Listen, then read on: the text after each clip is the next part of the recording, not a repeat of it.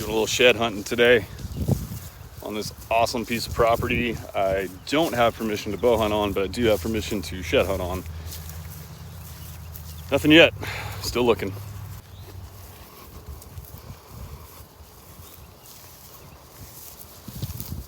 Fortunately, this is all gonna be houses in about 8 months, which really bums me out. But I don't have the $12 million to buy it.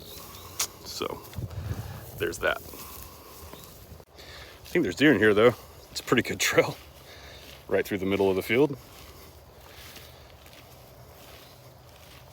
And I really hope I'm wrong, but I might have some poison ivy in my nether region.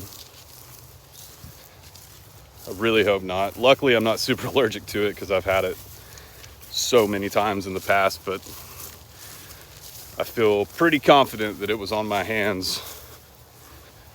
I scratched my balls. Pray for me. Think there's deer in here?